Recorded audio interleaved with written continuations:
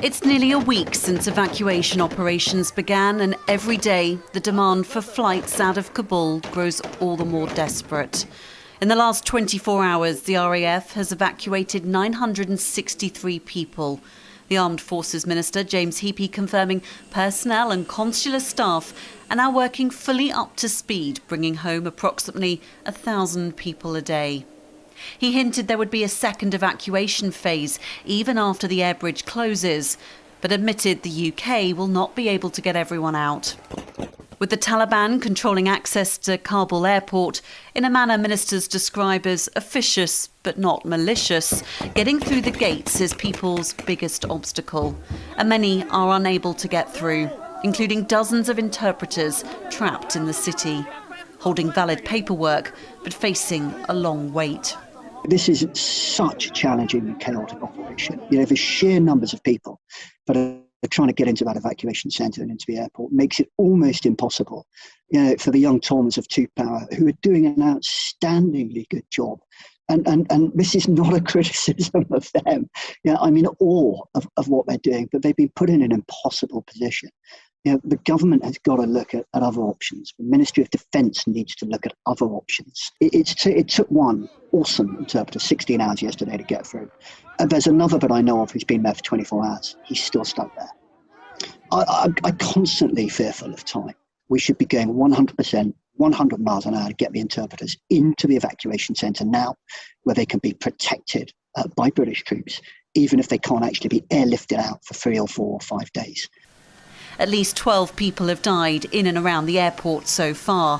From scenes earlier this week of crowds storming the runway, chasing down planes in an attempt to board, to images of mothers throwing their children into the arms of military personnel, desperate to give them a better life. The airport is people's only way out. Fear, desperation and despair is taking over. Ex-Royal Marine Pen Farthing, who runs Nowzad Animal Charity in the city, shared these chaotic scenes at the airport as his wife left Kabul on a Norwegian C-17, a nearly empty evacuation plane.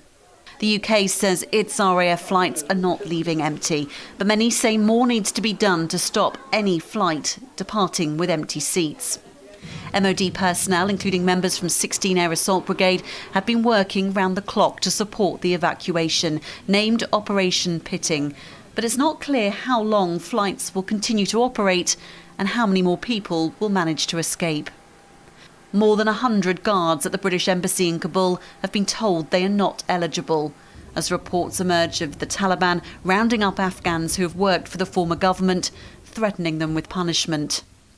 Jamal worked as an interpreter for the British Army.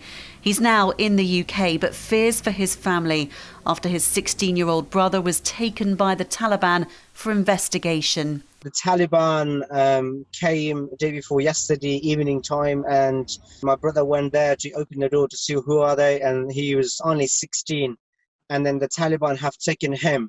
So my mom, she said, I went outside and screamed and shouted and said, why are you taking my son? He's only 16. So they said, no, we are taking for some investigation. I mean, we are really lost. My one brother has been shot as well. The Taliban killed another brother. This is the third one. I have been shot 2 times as well.